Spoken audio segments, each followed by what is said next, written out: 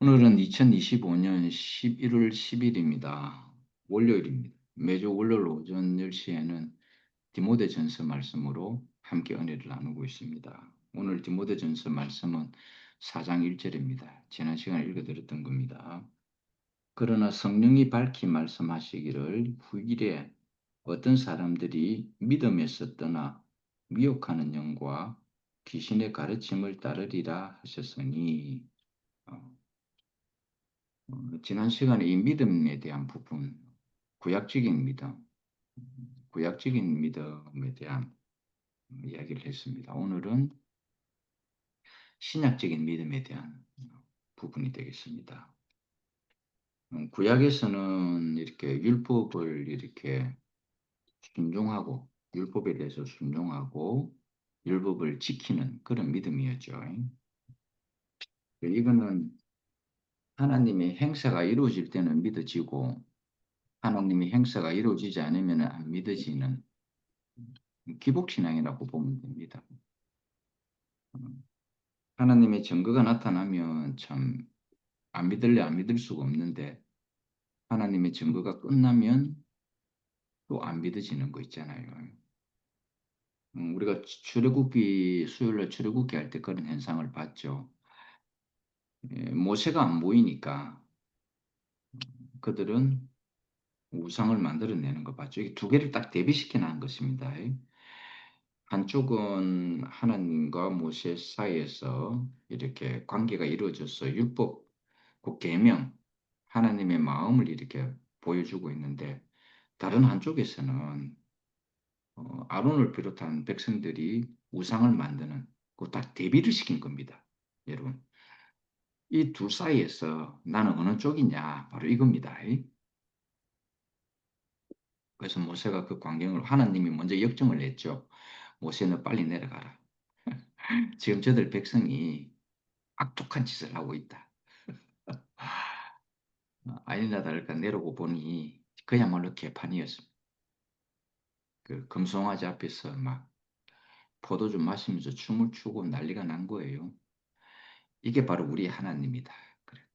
이 대비입니다, 대비. 두 개를 아주 절묘하게 대비시켜 놓은 것입니다. 그래서 이것도 우리가 구약에서의 믿음은 어떻게 보면 기복신앙입니다. 그런데 신약에서의 믿음은 전혀 개념이 다릅니다. 신약에서는 주 예수를 믿는 믿음입니다. 주 예수를 믿는 그래서 구원과 영생에 대한 그러니까 신약에서의 예수의 믿음은 구원과 영생에 관한 부분이죠. 구약에서의 믿음은 이렇게 그 율법을 수행하고 준행하면서 지키고 하는 그것이었지만 신약은 주 예수를 믿음으로 구원과 영생이 이루어지는 절대적인 조건이 이렇게 된 것입니다. 개념 자체가 이제 바뀐 것입니다. 구약에서는 하나님을 의지하고 하나님의 증거에 의지하는 겁니다. 하나님의 행사에 의지한다 이 말인 것입니다. 근데 신약에서는 완전한 개념이 바뀌어 버렸습니다. 이게 구약의 이스라엘 백성들은 전적으로 하나님의 어떤 능력이나 이적적인 것을 이렇게 보면서 하나님을 신뢰하고 이렇게 따라갔습니다. 근데 그럼에도 불구하고 완전하게 하나님을 신뢰하지 못했죠. 보여질 때만 신뢰를 하고 보여지지 않으면 바로 하나님을 버리는 그런 백성들이었습니다. 사실 오늘날도 마찬가지죠. 자기한테 자기 기도대로 자기 뜻대로 되면은 하나님 있구나 하지만 자기 뜻대로 안 되면 고개를 갸우뚱거리면서 이거 아닌가? 세례 요한도 그랬습니다. 왜냐하면 세례 요한도 구약과 신약의 기점이 있었기 때문에 사실은 구약 적으로 많이 기루어진 사람이었어요. 세례 요한은. 왜냐하면은 세상의 음식을 먹지 않았어요. 그는 이제 메뚜기와 석청을 먹으면서 아주 건전하게 살려고 했죠. 율법을 잘 지키면서. 그래서 예수님도 그랬죠. 율법과 선지자의 시대는 세례 요한까지다. 선을 딱 껐습니다. 세례 요한과 예수에 대해서는 세계가 다른 것을 딱 보여줍니다. 선이 꺼진 겁니다. 이게 구약에서는 아무리 하나님이 그런 행사와 어떤 이적적인 것을 다 보여줬지만 그래서 온전한 믿음이 되지를 못했던 거죠. 이게 눈에 보이면 믿어지니까 안 보이면 안 믿어지니까 온전한 믿음이 되지를 못했습니다. 그리고 구약에서는 그 믿음의 대상이 이스라엘 백성에게만 한정되어 있었습니다. 이스라엘 백성 대 이방인들이었어요. 그 믿음이라는 것도 이스라엘 백성에게만 한정이 되어 있었습니다. 그런데 신약에서의 이 믿음은 그게 아니었습니다. 온 인류를 이렇게 대상이 되었다라는 것입니다. 그래서 여호와를 구약에서 여호와를 신뢰하려면 율법에 순종하고 준행해야 되는 것입니다. 그 대상도 이스라엘 백성으로 딱 한정이 되어 있었다라는 것입니다. 그런데 이 예수의 시대, 즉 신약 시대에 와서 이것이 바뀌었습니다. 전 인류를 대상으로, 만유를 대상으로 구원의 범위가 완전히 확대된 것이죠, 이게. 그래서 구약에서는 이스라엘의 절망적인 상태에서 여호와가 필요로 했던 것입니다. 왜냐하면 출애굽해야 되고 430년간 노예 생활했던 걸 벗어나야 되지 않겠습니까? 그런 절망적인 상태에서 여호와의 힘에 의지를 했다 이 말인 것입니다. 그런데 신약에서는 또 전혀 다른 개념이었습니다. 어떻게 보면은 구약에서 출애굽을 하는 거나 신약에서 예수가 땅에 왔을 때에 이스라엘 백성이 로마 제국의 식민지였으니까 구약에서는 애굽의 식민지였고 신약에서는 로마의 식민지였습니다. 환경이 다 똑같죠. 사실 이것도 절망이었던 것입니다. 그런데 구원의 방식은 달랐다라는 것입니다. 구약에서는 출애굽을 시키면서 홍해를 건너게 해서 애굽 군사들을 다 무찔러 줬습니다. 홍해를 갈르게 하고 하늘에서 만나와 메추라기를 이렇게 내려주고 그랬습니다. 그래서 배고픔을 해결을 했고 그렇잖아요. 배고픔을 다 해결해 줘서 홍해를 갈라서 육지처럼 이렇게 건너게 했습니다. 그런데 이게 근원적으로 바뀌지는 못했죠. 하나님의 이직에 의해서 하나님을 의지하면서 그렇게 살아갔으니까요. 그런데 그렇게 했다 할지라도 이 사람 자체에 있는 DNA가 바뀌지 않았다는 것입니다. 신약에서의 구원은 DNA가 바뀌는 것입니다. 그 사람 자체가 온전하게 이렇게 바뀐다 이 말입니다. 그러니까 구약에서는 하나님이 역사를 해서 믿음을 어떻게 보면 강제적으로 생기게 한 것이지만 신약에서의 믿음은 그 DNA 자체를 바꾸어서 믿어지게 했다 이 말인 것입니다. 신뢰를 바탕으로 했다 이 말인 것입니다. 선악과를 먹은 아담과 하와 인생은 곧 인생의 대표지 않습니까? 하나님의 동산에서 이렇게 쫓겨나갔습니다. 그 인간성 회복이 안 됐다 이 말인 것이죠. 여기서 말하는 인간성이라는 것은 온순하게 착하게 사는 그런 인생을 말하는 것이 아니라 하나님을 표현해내는 그것이 회복이 불가능했다 이 말인 것입니다. 아무리 하나님이 이적과 기사를 보여준다 할지라도 그것을 보고 믿는다 할지라도 그 인간 자체가 회복이 안 됐기 때문에 하나님을 나타낼 수가 없었다 이 말인 것입니다. 이게. 그래서 우리가 아무리 이런 이적과 기적의 그런 경험을 하고 그런 신앙을 가지고 있다 할지라도 본인 자신이 DNA적으로 회복하지 않으면 안 된다 이 말입니다. 하나님의 나라가 이루어질 수 없다 이 말입니다. 제가 16년 동안 이렇게 성결교회와 이렇게 장로교회 다니면서 가장 제가 힘들었던 것이 뭐냐면 부약적인 이런 부분은 저는 사실 힘이 안 들었어요. 율법을 지키고 준행하고 하는 것은 내 나름대로 열심히 했기 때문에 힘이 안 들었는데 문제는 내 DNA가 바뀌지 않는 거에 대해서 제가 굉장히 힘이 들었다. 입니다. 주님의 성품이 내 안에서 나와야 되는데 주님의 성품이 안 나오는 거예요. 구약적인 일은 내가 하는 것입니다. 율법을 준행하는 일들은 내가 다 합니다. 그것 때문에 사실은 육적으로, 정신적으로 우리 현주 자매가 많이 힘들었습니다. 왜냐, 몰고만 타면 오른쪽으로 다 써버리니까. 예. 근데 문제는 나의 괴로움은 그게 아니었다, 이 말인 것입니다. 예. 나의 괴로움은 내 존재 자체의 DNA가 바뀌지 않는 것. 내가 아무리 하나님이 일을 해도 내 존재 자체가 바뀌지 않는, 그러니까 인간성이랄까, 하나님이 나를 처음 만들었을 때의 그 회복, 하나님을 나타내는 하나님의 성품이 나오는 그리스도의 향기가 나오는 그런 사람으로는 내가 안 바뀌더라 이 말인 것입니다. 오히려 내가 율법을 준행하면 준행할수록 상대방에게 또 그 율법을 강요하는 사람이 되더라니까요. 그래서 그 사람이 율법을 지키지 못할 때에 내 안에서 판단이 나가고 막 심판이 나오고 막 정죄가 바로 나오는 거예요.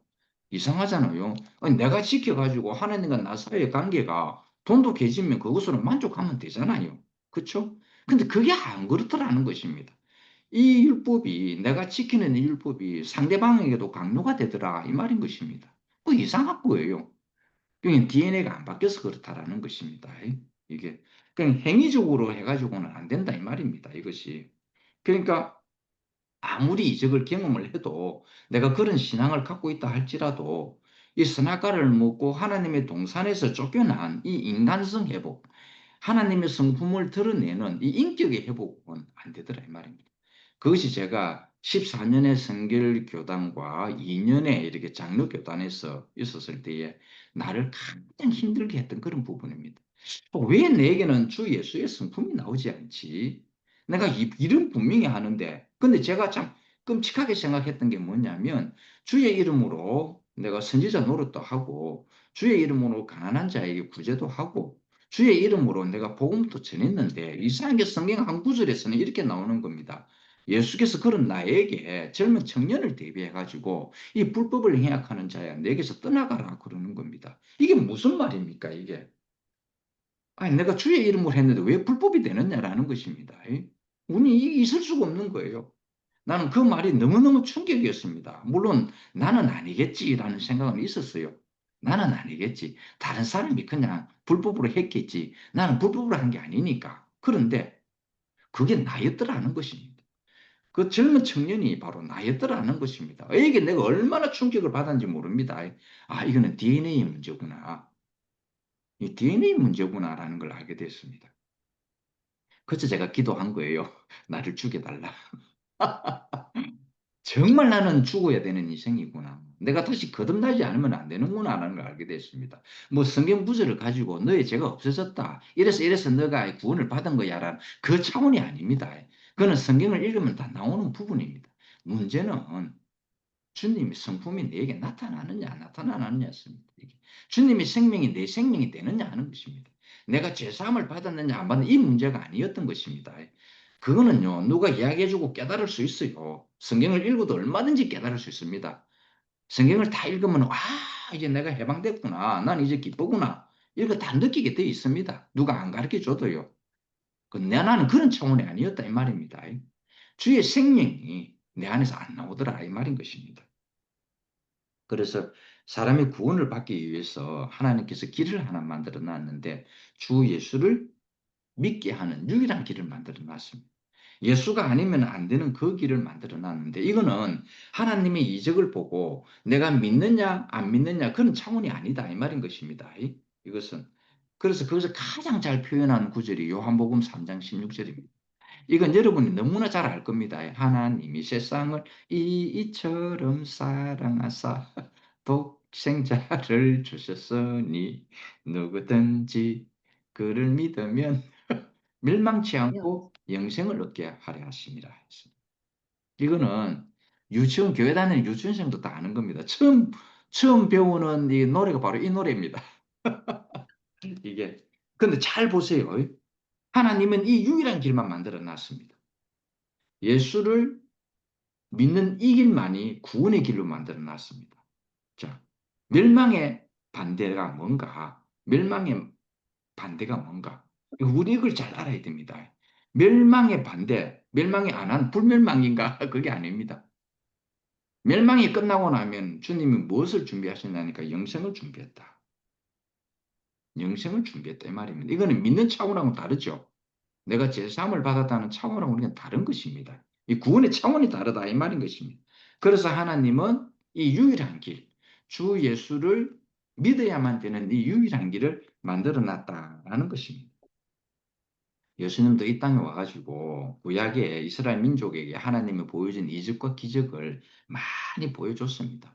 병도 고치기도 하고요. 심지어는 나흘이 돼서 썩은 시체 냄새 나는 나사로까지 살리기도 했다라는 것입니다. 그러면서도 믿기만 하라. 나를 믿기만 해라. 그래서 믿는 자에게는 능치 못할 일이 없다 했습니다. 이게 종교 안에서는 이게 이 말이 이게 마가복음 9장 23절에 나오는데 이거 가지고 얼마나 많은 그 부흥 강사들이 써먹는지 모릅니다. 믿어라, 믿은 줄로 뭐 받은 줄로 믿어라 이렇게 하는 겁니다. 그런 믿음을 말하는 게 아닙니다. 그렇게 믿어봤자입니다.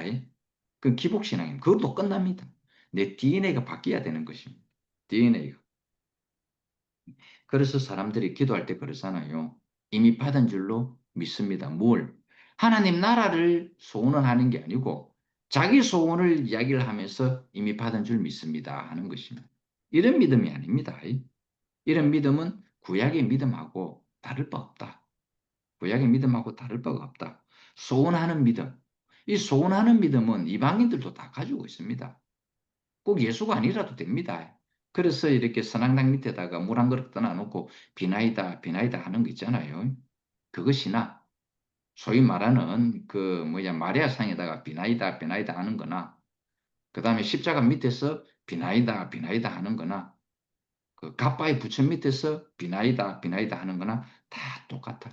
이건 어느 종교에도 있고 이방인에게도 다 있습니다. 이런 믿음은요.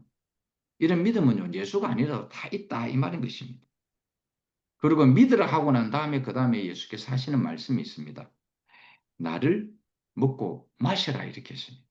처음에는 예수님이 나를 믿으라 그랬다가 그 다음에 또 진보적인 이야기를 하는데 발전적인 이야기를 하는데 나를 먹으라 하는 것입니다. 믿는 자에게는 능치 못할 일이 없다 이렇게 해놓고선 그 다음에는 나를 먹으라 하는 것입니다. 나의 살과 피를 먹고 마시라 한다. 이건 무슨 말이냐 하면은 나를 영접해라. 우리가 먹고 마시면 뭐가 되면 여러분의 음식을 먹고 마시면 음식이 여러분하고 어떻게 됩니까? 하나가 되죠. 한 생명이 된다 이 말인 것입니다. 믿는 것은 그 따로 나 따로입니다. 단지 내가 그를 믿는다 이 수준입니다. 그러나 먹고 마시는 것은 그와 내가 하나가 된다 이 말입니다. 영접하라, 영접한다라는 이야기는 먹고 마신다라는 이야기고 그와 내가 하나가 된다 이 말인 것입니다. 우물가의 사마리아 여인은 예수와 대화 속에서 보여졌지 않습니까? 내가 메시아를 만났구나. 이건 정말 그거는 기적 같은 일입니다. 그런 눈이 떠여진다라는 것은 정말 기적 같은 일이다라는 겁니다. 그래서 예수는 이 여인에게 신뢰를 보여줬습니다. 신뢰. 정말 자기를 모를 줄 알았는데 자기를 알고 있더라 이 말인 것입니다. 처음 보는 사마리아 여인이지 않았습니까? 그런데 이 사마리아 여인은 이 33살 먹은 젊은 청년을 모릅니다. 울목에서 만난 단지 유대인이거니 이렇게 생각을 했습니다. 그런데 이상하게 이 젊은 청년은 자기를 알고 있더라는 것입니다. 신기하죠? 너무너무 우리는 우리 자신도 잘 모르죠. 사실은 여러분은 여러분 자신보다 더 잘 아는 사람 없습니다. 내가 여기에 하느님을 안다 하더라도 내가 아는 것은 극히 일부입니다. 하느님 스스로 자신보다 자기를 더 잘 아는 사람은 없습니다. 그런데 이상하게 예수님은 우리가 나를 아는 것보다 내가 내 자신을 아는 것보다 더 많이 알고 있더라는 것입니다. 왜? 인생을 지으신 분이라 그런 것입니다. 인생을 지었으니까 더 잘한다 이 말입니다. 아멘. 그래서 우리는 어떤 일을 겪고 나면은 내가 내 자신을 잘 모른다 하잖아요. 왜냐하면은 내 믿음이 오락가락할 때에 아이고 나도 나를 못 믿겠다. 우리 그 말 많이 하잖아요. 내가 지금 나를 못 믿는데 내가 어떻게 너를 믿냐 이 말입니다. 그런데 이상하게 예수님은 우리를 더 잘 알더라는 겁니다. 내가 나를 아는 것보다 예수님이 나를 더 잘 알더라는 것입니다. 그것이 베드로에게까지 나타나게 됐고 이 사마리아 여인에게까지 나타났습니다. 깜짝 놀래죠. 와, 이렇게 나를 잘 알았구나. 왜? 지으신이라서 그렇습니다. 다른 게 있는 게 아닙니다. 그래서 예수님은 믿으라 해서 나를 먹고 마시라 이렇게 했습니다. 신약에서 믿는 일이 뭔가? 어떤 하나님의 기적적인 그 일을 믿으라는가? 그게 아닙니다. 하나님이 나를 보냈는데 나를 보낸 자를 하나님이 보낸 자를 믿는 것이다. 이것이 바로 하나님의 일이다 그랬습니다. 우리는 어떤 행위적으로 율법적으로 지키고 뭔가를 막 하는 것이 그것이 하나님의 일인 줄 알았는데 예수는 이렇게 이야기하는 겁니다. 하나님이 보내신 자를 믿는 것이 하나님의 일이라는 것입니다. 이 행위가 아니다는 뜻이죠. 그를 영접하는 것이 하나님의 일이고 그를 먹고 마시는 일이 하나님의 일이라는 것입니다. 그와 내가 하나가 되는 일이다. 이거는 DNA가 바뀌는 일입니다. 이 완전히 DNA가 바뀌는 일이다라는 것입니다. 그래서 이 사도 요한은 사도 바울도 그랬습니다. 그리스도 예수 안에서. 그리고 요한은 그리스도 예수 안으로 이런 말을 샀습니다. into 그리고 in Christ 이런 말을 참 많이 썼습니다. 이게 그래서 이게 사도 요한이 복음서를 적을 때마다 자기의 소원을 말하는 것이 아니라 그리스도 예수 안에서 그리스도 예수 안으로라는 단어를 많이 쓰는 것입니다. 그와 내가 하나된 모습을 이야기하려고 그렇게 했다라는 것입니다. 그래서 이 사도 요한은 믿음을 먹음으로 표현을 했습니다. 그래서 요한복음 6장에 보면 이런 말이 나옵니다. 믿는 자는 예수 그리스도를 먹은 자는 영원한 생명을 가졌나니 내가 곧 생명의 떡이다. 이렇게 표현했어요. 이 예수를 표현할 때 그렇게 표현했다 이 말인 것입니다. 예수는 하늘에서 내려온 떡이다 그랬습니다. 너희가 모세가 이끄는 광야에서는 헤븐에서 내려오는 만나를 먹었지만 그 만나가 내다 이제. 그 만나가 바로 내가 이렇게 내 살과 피로 이렇게 나타났으니 너희들은 이제는 구약에서는 만나였지만 이 신약에서는 나를 먹고 마셔라.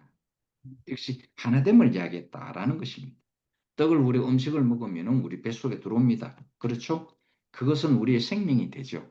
곧 내가 된다 이 말인 것입니다. 예수 그리스도의 음식을 먹으면 그리스도를 먹으면 내 안에서 뭐가 됩니까? 내가 그리스도로 바뀐다 이 말인 것입니다. 그리스도에 내가 먹혀버렸다 이 말입니다. 분명히 내가 그리스도를 먹었는데 그리스도에게 내가 먹혀버리는 상태가 된다 이 말인 것입니다.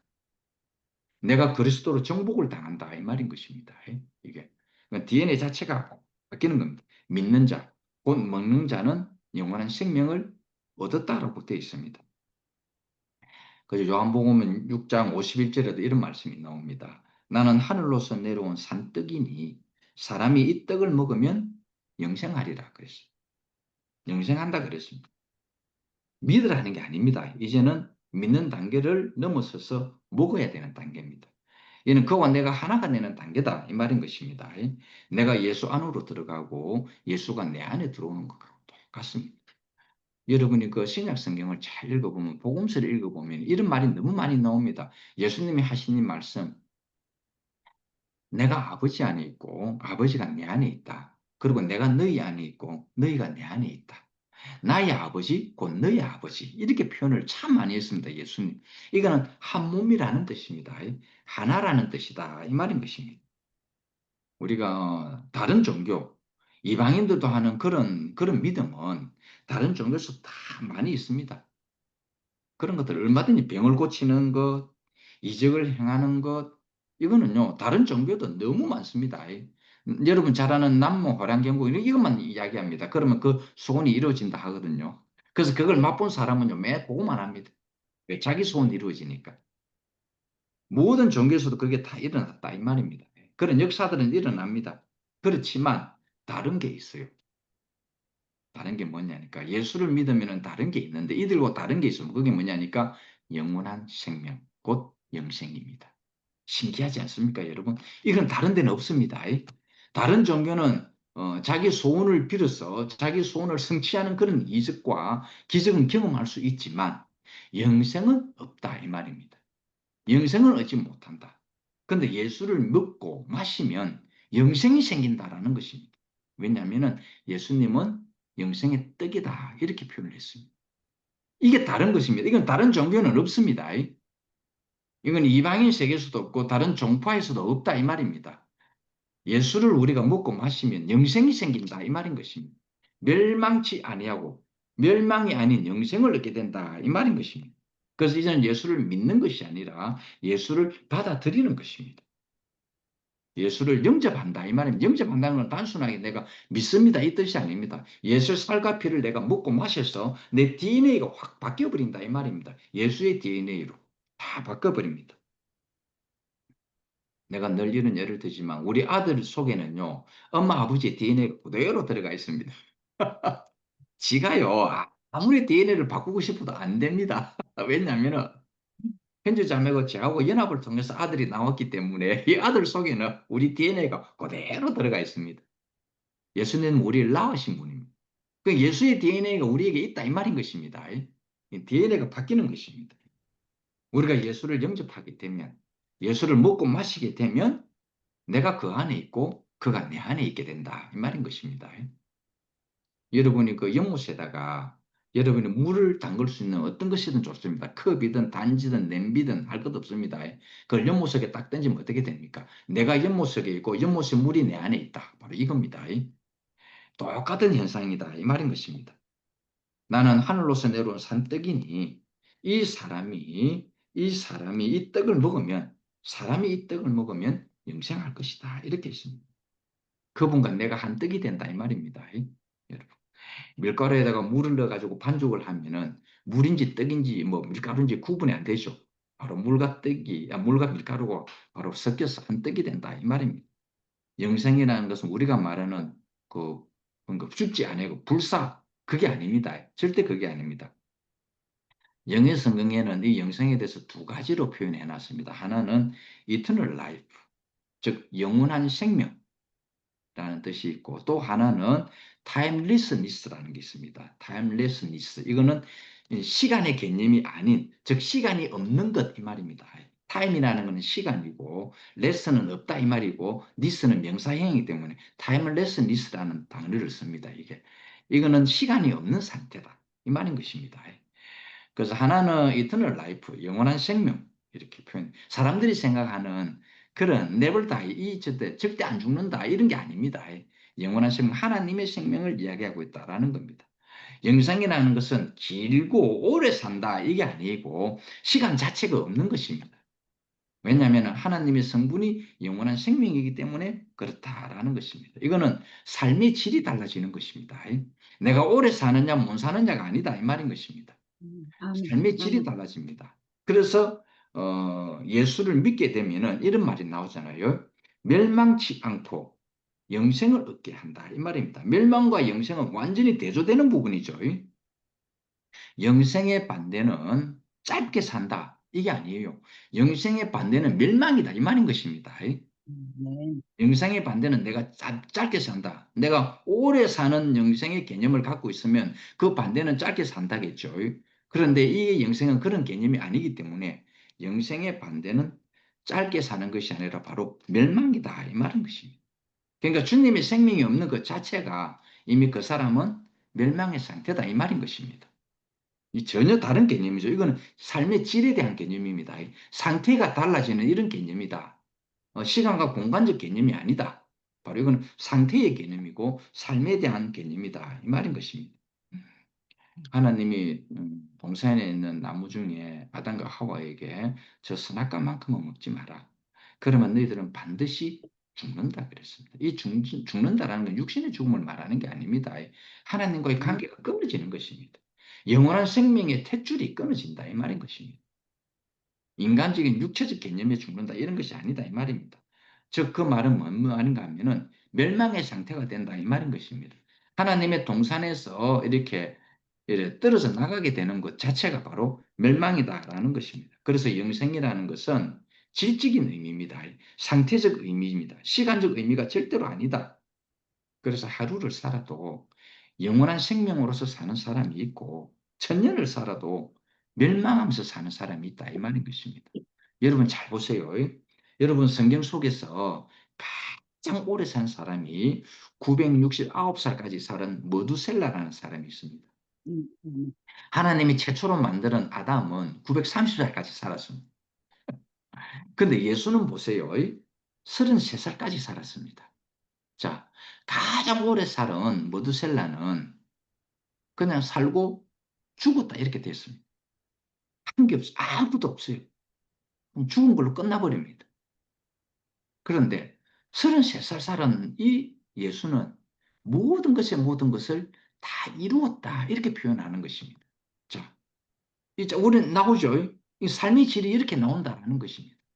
사실은 우리가 인생이 짧으면 짧을수록 삶의 질을 더 알차게 보낼 것입니다. 안 그렇겠습니까? 인생이 길면 길수록요, 삶의 질이 안 좋아집니다. 만약에 여러분에게 10년을 사는 인생을 주어졌다 합시다, 하나님께서. 그러면 이 10년은 너무 짧은 인생이잖아요. 그럼 우리는 액기스로 살 수 있다, 이 말인 것입니다. 예수는 이 짧은 인생을 살면서 하나님의 모든 것을 다 이루신 것입니다. 이걸 딱 보면은, 이게 오래 사는 것이 아니구나. 어떤 삶의 질을 내가 사는가, 내가 어떻게 사는가가 중요한 것이지, 내가 오래 사는가하고는 전혀 개념이 다르구나 하는 것입니다. 그래서 모두셀라는 969살까지 살았어도 멸망의 삶을 사는 것이고, 예수는 33살을 살았으면서도 완전한 영생의 삶을 살았다, 이 말인 것입니다. 그래서 우리가 오래 사느냐, 길게 사느냐, 이게 중요한 게 아닙니다. 네가 건강하냐, 병들었냐, 이 문제도 아닙니다. 이 부분은 내가 어떤 삶을 살았느냐라는 것입니다. 내 인생이 짧아도 어떻게 살았느냐.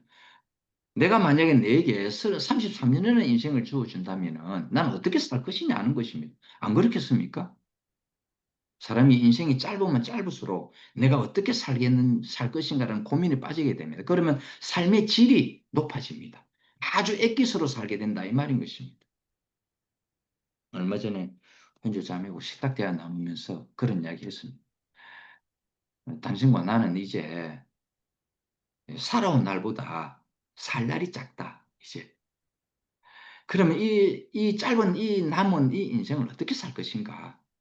우리가 지금까지 살아온 인생을 내가 사랑을 다 못했다면, 우리 더 내게 주어진 이 인생, 얼마인지는 모르겠지만, 우리 더 진하게 사랑하면 된다. 사랑하면서 살면 된다.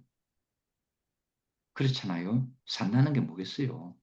하나님의 최종적인 결론이 뭔지 알아요? 율법의 마지막 결론은 사랑입니다, 여러분. 율법의 마지막은 사랑입니다. 율법의 최종적인 결론은 사랑이다, 이 말인 것입니다. 그래서 사도 요한은 여호와는 사랑이시다 그랬습니다.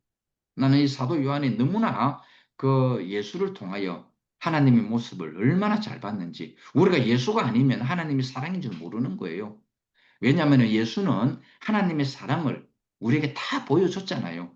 그 십자가의 길로 가면서 그 십자가에 가는 그 길이 바로 이것이 바로 하나님이 너희를 향하신 사랑이다라는 것을 우리는 예수를 통해서야 비로소 알게 됐다, 이 말입니다.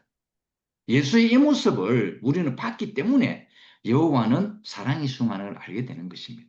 이 예수를 못 본 상태에서 여호와는 사랑이다, 이건 알 수 있는 방법이 없습니다. 왜 그러냐면 지금 여러분에게 만약에 사랑이 나타나지 않는다면 하나님이 사랑인 줄 어떻게 알겠어요? 예수가 어떻게 알겠느냐라는 것입니다. 예수가 사랑인지 아닌지 우리가 어떻게 알겠느냐라는 겁니다. 그 전적인 책임은 이제 우리한테 있다, 이 말인 것입니다. 우리가 사랑을 베풀 때에 예수의 이름으로, 우리가 그리스도 예수 안에서 사랑을 베풀 때에 비로소 예수는 사랑이구나 하는 걸 알게 되고, 예수가 우리에게 그것을 보여줬기 때문에 여호와 하나님은 사랑이구나라는 것을 알게 된다, 이 말인 것입니다.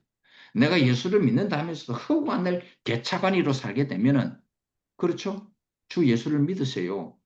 예수는 사랑이고 하나님은 사랑입니다. 그래 보세요. 그 먹히겠습니까? 안 먹히죠.